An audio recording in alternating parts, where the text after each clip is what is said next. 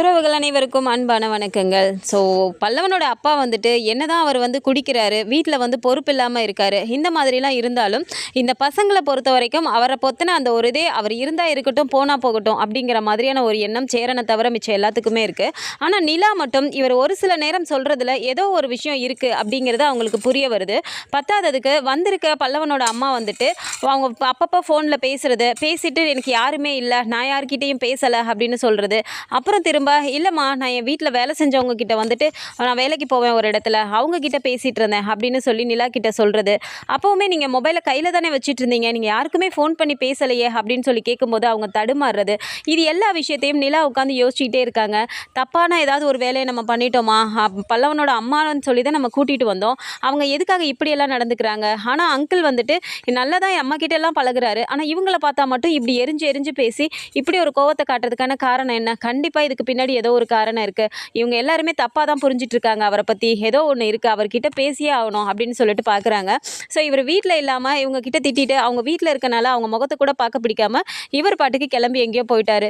எங்கே போயிட்டாருன்னு தெரியலையே அப்படின்னு சொல்லிட்டு இவங்க யோசிச்சுட்டே இருக்காங்க. சரி ஆஃபீஸ்க்கு கிளம்பலாம் அப்படின்னு சொல்லி கிளம்பும்போது டிஃபன்லாம் எடுத்து கொடுத்துட்றாங்க. எல்லாத்தையும் எடுத்துகிட்டு பல்லவனையும் கூட்டிகிட்டு அவங்க கிளம்பி போகிறாங்க.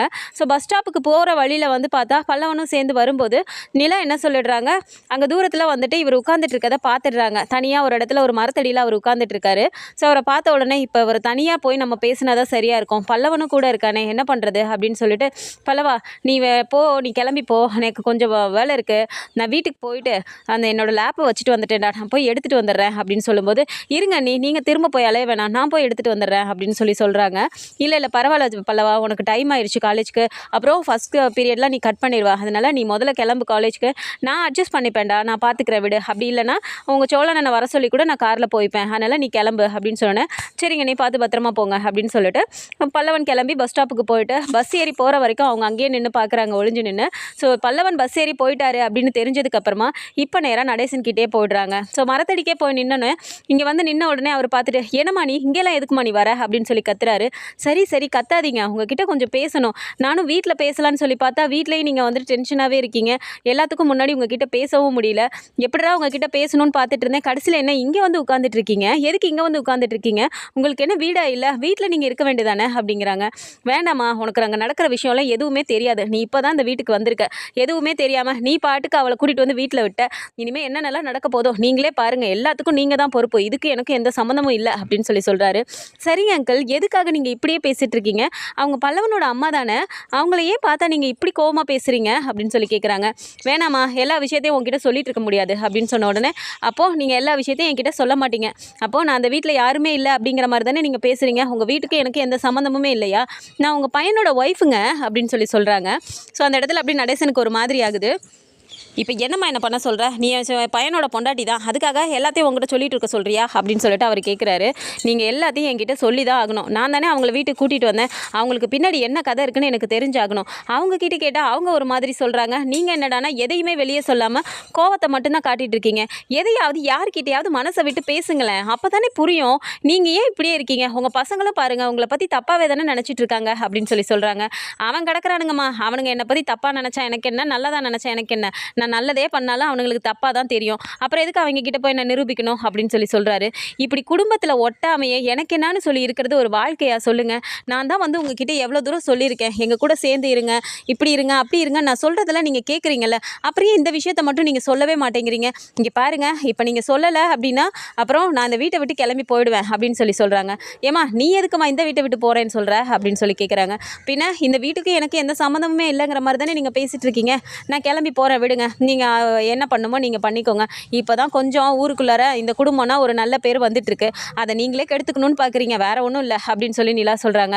சொல்லிவிட்டு இப்போது நீங்கள் சொல்லவே மாட்டீங்கல்ல, சரி விடுங்க, இப்போ நான் ஆஃபீஸ் கிளம்பி போகிறேன்ல அப்படியே நான் கிளம்பி போய்க்கிறேன், உங்கள் பசங்க என்னை பற்றி தேடினாலும் சரி உங்ககிட்ட கேட்டாலும் சரி எனக்கு அதை பற்றி எதுவுமே தெரியாதுன்னு சொல்லிவிடுங்க, சரியா, நான் கிளம்பி போய்க்கிறேன், இனிமேல் நான் அந்த வீட்டு சைடே வரமாட்டேன் அப்படின்னு சொல்லிட்டு நிலா வேகமாக கிளம்பி போகிறாங்க. நடேசன் உடனே இருந்துட்டு, ஏமா ஒரு நிமிஷம் நில்லுமா, இங்கே வாமா அப்படின்னு சொல்லி கூப்பிட்றாரு. சரின்னு திரும்ப நிலா வந்து சொல்லுங்க அங்கிள் அப்படின்னு சொல்கிறாங்க. இப்போ என்னம்மா அவளை பற்றி உனக்கு தெரிஞ்சுக்கணும் அவ்வளோதானே அப்படிங்கும்போது, அது தானே அங்கிள் கேட்டுட்ருக்கேன் சொல்லுங்க அங்கிள் அப்படின்னு சொல்கிறாங்க. அவளை பற்றி தெரிஞ்சுக்கிட்டேனா நீயே அவள் மூஞ்சில காரி துப்பி வீட்டை விட்டு வெளியே துரத்தி விட்டுருவாமா அப்படிங்கிறாங்க. அங்கிள் அதெல்லாம் அப்புறம் பார்த்துக்கலாம், தயவு செஞ்சு நடந்தது என்னன்னு சொல்லுங்க அப்படிங்கிறாங்க. நடந்ததெல்லாம் வெளியே யாருக்கும் தெரியக்கூடாதுன்னு பார்க்குறேம்மா, தெரிஞ்சா இதோ வீட்டில் நீ இப்போ பல்லவன் தூக்கிட்டு சுத்திரில, அவன் மொத்தமாக வந்துட்டு மனசே உடஞ்சு போயிடுவாமா அப்படிங்கிறாங்க. என்ன அங்கிள் இப்படிலாம் சொல்லிட்டு இருக்கீங்க, என்ன அங்கிள் நடந்துச்சு, எனக்கு ரொம்ப பதறுது, என்னன்னு சொல்லுங்க அப்படிங்கிறாங்க. மா அவளுக்கு எனக்கும் கல்யாணமே ஆகலம்மா அப்படிங்கிறாரு. கல்யாணமே ஆகலையா, அப்போ பல்லவன் அப்படின்னு கேட்குறாங்க. அதுதாம்மா அங்கே நடந்த விஷயமே. நான் லாரி ஓட்டுறதுக்காக அங்கே போயிருந்தேம்மா அவங்க ஊருக்கு. அப்போ நான் எப்போவும் அவங்க ஊரில் தான் அடிக்கடி போயிட்டு சரக்கு இறக்குற வேலை எனக்கு இருக்கும். அங்கே போன இடத்துல இந்த பொண்ணு நல்லா பார்க்கும் பேசும். அப்புறம் ஒரு இடத்துல என்ன ஆயிடுச்சுன்னா, எனக்கும் அதுக்கும் தப்பான பழக்கம் இருக்குன்னு சொல்லிட்டு ஊர் ஃபுல்லாக பரப்பி வச்சிருச்சுமா. இது பரப்பி வச்சதுனால அங்கே இருக்கவங்க எல்லாரும் இவளை தூக்கி என் தலையில் கட்டி அனுப்பி வச்சுட்டாங்க. நான் இங்கே கூட்டிகிட்டு வரவும் முடியாதுன்னு சொல்லி இது பண்ணும்போது என்கிட்ட அழுதாமா, எனக்கு எதுவுமே இல்லை, நான் உங்கள் கூடவே இருக்கேன், எனக்கு யாருமே இல்லை அப்படின்னு அழவும். சரி பசங்களும் இங்கே இருக்கானுங்களேன்னு சொல்லிட்டு நான் வீட்டுக்கு கூட்டிகிட்டு வந்தேம்மா. இங்கே வந்ததுக்கு அப்புறம் தான் தெரிஞ்சுது அவள் மாசமாகவே இருந்தான்னு சொல்லிட்டு. அதுக்கப்புறம் பார்த்தா எனக்கு ரொம்ப கடுப்பாக இருந்துச்சு, இப்படி மாசமான ஒருத்தி தான் நம்ம கூப்பிட்டு வந்திருக்கோமா அப்படின்னு சொல்லிட்டு எனக்கு அவளுக்கும் சண்டை வந்துக்கிட்டே இருந்துச்சுமா. அதுக்கப்புறம் பார்த்தா அவளே தாலியை கட்டிக்கிட்டு என் பொண்டாட்டிங்கிற மாதிரி இந்த வீட்டிலே இருக்க ஆரம்பிச்சா. ஒரு நாள் என்ன ஆயிடுச்சுன்னா, நான் வந்துட்டு எப்போவுமே சம்பாரித்து வச்ச காசு எல்லாமே வந்துட்டு உங்கள் அத்தையோட நகைங்க எல்லாமே என்கிட்ட தாம்மா இருந்துச்சு. ஒரு நாள் பார்த்தா இவளை ஆளையும் காணோம் ஒன்னையும் காணோம். பல்லவன் பிறந்த உடனே பல்லவனை விட்டுட்டு அவள் பாட்டுக்கு என்கிட்ட இருந்த நகை அப்புறம் பணம் எல்லாத்தையும் தூக்கிட்டு ஓடி போயிட்டா தெரியுமா அப்படின்னு சொல்கிறாங்க. ஓடி போயிட்டாங்களா, என்ன அங்கிள் சொல்கிறீங்க, அவங்க பல்லவன் கிட்ட நீங்கள் வந்து கொன்றுவேன்னு மிரட்டினதுனால தான் போனேன்னு சொல்லியிருக்காங்க அப்படிங்கிறாங்க. அதெல்லாம் இல்லைம்மா, பல்லவன் வந்துட்டு எனக்கு பிறந்த பையனே கிடையாது. இந்த 3 பசங்க தான் என் பசங்க. அவள் வரும்போதே மாசமாக தான் வந்தா. அங்கே என்ன பிரச்சனையாச்சோ ஏதாச்சோ தெரியல, அங்கேருந்து கிளம்பி என் கூட வந்துட்டா. என் ஊர் ஜனம் எல்லாம் கட்டி வச்சதுனால என் மேலே பழியை சுமத்தி என் கூட வந்துட்டா. சரின்னு சொல்லிட்டு நானும் கூட்டிகிட்டு வந்த திண்டத்துக்கு திரும்பவும் அவன் கூடயே எப்படியோ பழக்கமாகி திரும்ப அவன் கூடவே போயிட்டாமா. இப்போ அவன் கூட தான் இருந்துகிட்ருக்கா, உனக்கு தெரியுமா அது அப்படின்னு சொல்கிறாங்க. எனக்கு அப்போவே அந்த சந்தேகம் வந்துச்சு அங்கிள், அவர் எங்கள் யார் கூடயே ஃபோனில் பேசுகிறாங்க, ஆனால் கேட்டால் இல்லைன்னு சொல்கிறாங்க அங்கிள் அப்படின்னு சொல்கிறாங்க. இப்போவும் அவள் இங்கே இருக்காங்கிறது எனக்கு தெரியும், அவன் கூட தான் அவள் இருக்கா. ஏன் இத்தனை நாளாக இந்த ஊருக்குள்ளார நான் சுற்றிட்டு இருக்கேனே, அவள் இருக்கிற இடம் எனக்கு தெரியாமல் இருக்கும் நீ நினச்சிட்டு இருக்கியா அப்படின்னு கேட்குறாரு. அதை தானே அங்கிள் நானும் சொன்னேன், ஏற்கனவே ஒரு நாள் நான் உங்களை பார்த்தேன்னு வந்து உங்ககிட்ட சொன்னேன்ல அப்படின்னு சொல்கிறாங்க. அதுக்கு உடனே நடேசன் வந்துட்டு, அப்போவே நான் உங்ககிட்ட என்ன சொன்னேன், நீ அவளை பற்றியெல்லாம் தேவையில்லாமல் பேசாத, நீ பார்த்தது அவளாக இருக்காதுன்னு சொல்லிட்டு நான் உங்ககிட்ட மூடி மறைச்சேனா இல்லையா, அப்போவே விட்டுட்டு போக வேண்டியதானே, திரும்பவும் நீ அவளை தேடி பிடிச்சி கண்டுபிடிச்சி வீட்டுக்கே கூட்டிகிட்டு வந்திருக்க. ஏற்கனவே நான் வச்சிருந்தது எல்லாத்தையும் தூக்கிட்டு ஓடி போனாவ, இப்போ திரும்பவும் இதோ பாண்டியனுக்காக பணம் சேர்த்து வச்சிருக்கீங்கல்ல, இப்போ எல்லாரும் கிளம்பி வந்துட்டோம், இப்போ வேணா நீ கிளம்பி போய் பாரு, அவள் வீட்டில் இருக்காளா இல்லையான்னு மட்டும் நீ பாரு அப்படின்னு சொல்கிறாரு.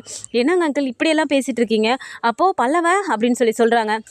அதை தானேம்மா நானும் சொல்லிட்டுருக்கேன், அவளுக்கு அங்கே ஊரில் வந்துட்டு அசிங்கமாயிடுச்சுன்னு சொல்லிட்டு அந்த நேரம் நான் இருக்கிறதுக்கு தேவை, பிள்ளைய பற்றி என்கிட்ட போட்டுட்டு திரும்பவும் அவன் கூடவே கல்யாணம் பண்ணிட்டு போயிட்டாமா அப்படின்னு சொல்கிறாங்க. உடனே இந்த இடத்துல ரொம்பவும் நிலாவுக்கு இதாகுது. ஐயோ இந்த விஷயம் பல்லவனுக்கு தெரிஞ்சால் என்ன ஆகும் அப்படின்னு சொல்லும்போது, அந்த விஷயத்துக்காக தாம்மா நான் வந்துட்டு அவனுக்கு ஒரு அம்மாங்கிற ஆளே இருக்கக்கூடாதுன்னு சொல்லிட்டு நானும் மூடி மறைச்சிட்டு இருந்தேன் அப்படின்னு சொல்கிறாரு. இந்த விஷயம் மட்டும் அவனுக்கு தெரியக்கூடாதுமா, அவனும் என் பிள்ளைன்னு சொல்லிட்டு தான் நான் வளர்த்தேன் அப்படின்னு சொல்லும்போது, எப்படி அங்கிள் பல்லவன் வந்து ஒவ்வொரு வாட்டி உங்களை வந்துட்டு அசிங்கமாக பேசும்போதுமே நீங்கள் பாட்டுக்கு பொறுமையாக தானே இருப்பீங்க அப்படிங்கிறாங்க.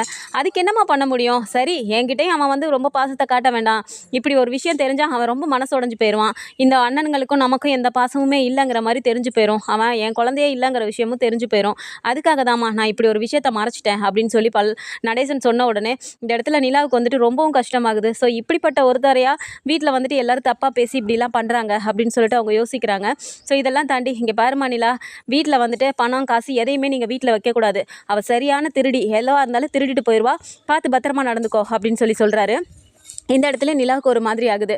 சரின்னு சொல்லிட்டு, சரிம்மா நான் தான் சொல்ல வேண்டியதை சொல்லிட்டேன்ல, இப்போ என்ன நீ வீட்டுக்கு வருவில்ல, வேலைக்கு தானே போயிட்டுருக்க, வேலைக்கு போயிட்டு பார்த்து பத்திரமா எல்லாத்தையும் முடிச்சுட்டு சாயந்தரம் வீட்டுக்கு வாமா அப்படிங்கிறாங்க. நான் வரதெல்லாம் இருக்கட்டும் அங்கிள், நீங்களும் வீட்டுக்கு வாங்க, ஏற்கனவே நைட்டு வீட்டுக்கு வராமல் நீங்கள் காலையில் தான் வந்தீங்க, இப்படியெல்லாம் அங்கே இங்கெல்லாம் தங்காதீங்க அங்கிள், உங்களுக்குன்னு வீடு இல்லையா, நீங்கள் வீட்டுக்கு வாங்க அப்படின்னு சொல்கிறாங்க. சரிம்மா நான் வரேன் நீ போ அப்படின்னு சொல்லிடுறாரு. சரி நீங்கள் ஆஃபீஸ்க்கு போயும் அங்கேயும் இவங்களுக்கு இதே ஞாபகமாகவே இருக்குது. ஸோ வீட்டில் அவங்க என்ன பண்ணுறாங்களோ எது பண்ணுறாங்களோ, இந்த சைடு பல்லவனுக்கு தெரிஞ்சால் இப்போ அம்மானு சொல்லி கூட்டிகிட்டு வந்துட்டோம், திரும்ப இவங்க அம்மா வந்துட்டு எப்படி வீட்டை விட்டு அனுப்புறது, இது தெரிஞ்சால் பல்லவன் எப்படி ரியாக்ட் பண்ணுவான்னு தெரியலையே, இப்படிலாம் அவங்க யோசிச்சுக்கிட்டே வந்துட்டு ஆஃபீஸில் அவங்களோட ஒர்க்கே ஒழுங்காக போக மாட்டேங்குது.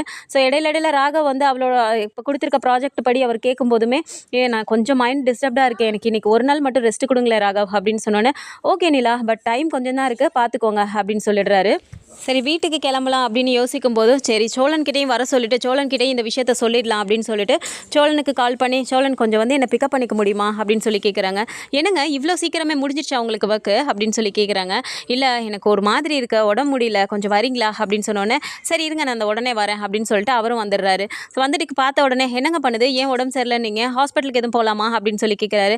அதெல்லாம் ஒன்றும் இல்லை, உங்ககிட்ட கொஞ்சம் பேசணும் அப்படின்னு சொல்லிட்டு இங்கேருந்து கார்லேருந்து கிளம்புறாங்க. ஸோ போகும்போதுமே எங்கேயாவது ஒரு ரெசார்ட் மாதிரி அந்த சைடு நிப்பாட்டுங்களேன், கொஞ்சம் உங்ககிட்ட பேசணும் அப்படின்னு சொன்னோடனே சரின்னு சொல்லிட்டு ஒரு ஓரமாக போய் அவரை நிப்பாட்டுறாரு. அங்கே இறக்கி வந்துட்டு என்னாச்சுங்க, ஏதாவது முக்கியமான விஷயமா அப்படின்னு சொல்லி கேட்கும்போது, காலையில் நடேசன் கிட்ட பேசி அவர் என்னென்ன விஷயங்கள்லாம் சொன்னாரோ எல்லாத்தையுமே சோழன் கிட்ட சொல்லிடுறாங்க.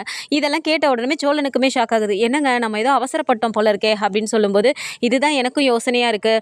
இப்போ அவர் சொன்னது என்னன்னா, வீட்டில் வந்துட்டு இப்போ நம்ம வேற பாண்டியனுக்கு சேர்த்து வச்சிருக்க பணம்லாம் வீட்டில் தான் இருக்குது, எனக்கு ஆஃபீஸில் ஒர்க்கே ஓடலை, வீட்டில் என்ன ஆகுமோ தெரியல, அவங்க மட்டும்தான் வீட்டில் இருக்காங்க அப்படின்னு சொன்ன உடனே, இப்போ மட்டும் அவங்க அந்த மாதிரி வேலை பண்ணியிருந்தாங்க, அவ்வளோதான் என்கிட்ட தொலைஞ்சாங்க அவங்க அப்படிங்கிறாங்க. இங்கே பாருங்க, தேவையில்லாமல் நீங்கள் ஏதாவது ஓவர் ரியாக்ட் பண்ணிட்டு மாட்டிக்காதீங்க, சும்மா இருங்க, நம்ம பார்த்துக்கலாம், எல்லாருமே இருக்கோம்ல, நீங்கள் மட்டும் தேவையில்லாமல் எதாவது பண்ணக்கூடாது அப்படின்னு சொல்லிட்டு சோழன்கிட்டே இவங்க சொல்லிட்டு இங்கேருந்து கிளம்பி வீட்டுக்கு போகிறாங்க. ஸோ வீட்டுக்கு போய் பார்க்கும்போதுமே பார்த்தா கதவெல்லாம் திறந்து தான் இருக்குது. உள்ளார போயிட்டு இவங்களும் அம்மா அம்மா அப்படின்னு சொல்லி போய் கூப்பிடுறாங்க. எந்த இடத்துலையுமே அவங்க இல்லை. சரி அவங்களோட பேக் இருக்கான்னு பார்க்கலாம் அப்படின்னு சொல்லி தேடும்போது பேக்கும் இல்லை. அந்த இடத்துல சோழனுக்கு வந்து ஒரு மாதிரி ஆகுது. நம்ம நினச்ச மாதிரி ஆயிடுச்சுன்னு நினைக்கிறேங்க அப்படின்னு சொல்லி சொல்கிறாரு. சரி இருங்க நான் கேஷ் வச்ச இடத்துல கேஷ் இருக்கான்னு சொல்லி பார்க்குறேன் அப்படின்னு சொல்லிட்டு அங்கே போய் பார்க்குறாங்க. இத்தனை பேரும் சேர்த்து சிறுக சிறுக சேர்த்து மொத்தமாக சேர்த்து வச்ச அந்த பணமும் மொத்தமாக அங்கே இல்லை. அதை பார்த்த உடனே ஷாக் ஆயிடுது. போச்சு, அவரை நினச்ச மாதிரியே வந்துட்டு நடந்து போச்சு அப்படின்னு சொல்லி சொல்கிறாங்க. ஏங்க இந்த ஆள் இவ்வளோ லேட்டாக தான் சொல்லுவாரா, வீட்டுக்கு கூட்டு வந்தோடனே இந்த விஷயத்தெல்லாம் அவர் சொல்ல மாட்டாரா அப்படின்னு சொல்லிட்டு சோழன் வந்துட்டு நடேசன் மேலே ரொம்ப கோவமாக கத்தும்போது இந்த இடத்துல நிலா சொல்கிறாங்க, இங்கே பாருங்கள், அவரை பற்றி எதுவுமே தெரிஞ்சுக்காம இப்படியே நீங்கள் பேசியே தான் அவரை வந்துட்டு அவர் பேச்சையே நீங்கள் மதிக்க மாட்டேங்கிறீங்க. ஃபர்ஸ்ட் டே அவர் வந்தது போய் சொன்னார்ல, அப்பயே நம்ம உட்கார வச்சு பேசியிருந்துருக்கணும் என்னாச்சு ஏதாச்சுன்னு சொல்லிட்டு. அவர் தான் கோவமாக பேசுகிறாருன்னா நீங்கள் எல்லாம் ஆளாளுக்கு சேர்ந்து கத்திட்டு இருக்கீங்க. அப்புறம் எப்படி அவர் சொல்லுவார், கோவத்தையே காட்டிட்டு இருந்தீங்கன்னா உண்மை என்னென்னு புரிஞ்சாதானே. நான் இன்னைக்கு போய் தனியாக பேசினால தான் இந்த விஷயம் தெரிஞ்சிச்சு.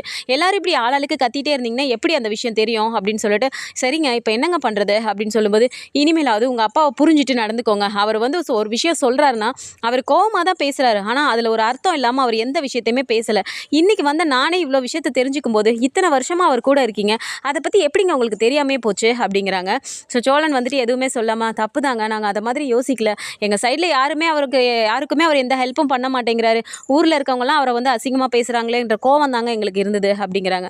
ஊர் 1000 பேசுங்க, உங்களுக்கு எங்கெங்க போச்சு அறிவு, நீங்கள் தாங்க நம்ம அப்பான்னு சொல்லிட்டு விட்டு கொடுக்காம இருந்திருக்கணும், எல்லாத்துக்கும் முன்னாடி நீங்களும் அசிங்கமாக தானே அவரை பேசுகிறீங்க அப்படின்னு சொல்கிறாங்க. அப்படியே சோழன் அமைதியாகவே நிற்கிறாரு. ஸோ இந்த இடத்துல வந்துட்டு மொத்த பணத்தையும் தூக்கிட்டு அந்த லேடி வந்துட்டு அவருக்கு ஃபோன் பண்ணி சொல்லிட்டு, நான் பணத்தை கிடச்சிருச்சு அதனால் நீங்கள் வாங்கன்னு சொல்லிட்டு இவங்க கிளம்பி போயிட்டாங்க. ஸோ இதுக்கு மேலே அந்த லேடியை எப்படி கண்டுபிடிக்கிறாங்க, ஸோ இந்த விஷயம் பல்லவனுக்கு தெரிய வரும்போது பல்லவன் எப்படி ரியாக்ட் பண்ண போறாரு, இது எல்லாத்தையுமே பொறுத்திருந்து வரப்போற அடுத்த அப்கமிங் எபிசோட்ஸ்ல தான் நம்ம பார்க்கணும். ஸோ இதை பற்றின மோர் அப்டேட்ஸ் தெரிஞ்சுக்கிறதுக்கு நம்மளோட சேனலையும் சப்ஸ்கிரைப் பண்ணிக்கோங்க. வீடியோ பிடிச்சிருக்கு அப்படின்னா சின்னதாக லைக் மட்டும் கொடுத்துருங்க. தேங்க்ஸ் ஃபார் வாட்சிங்.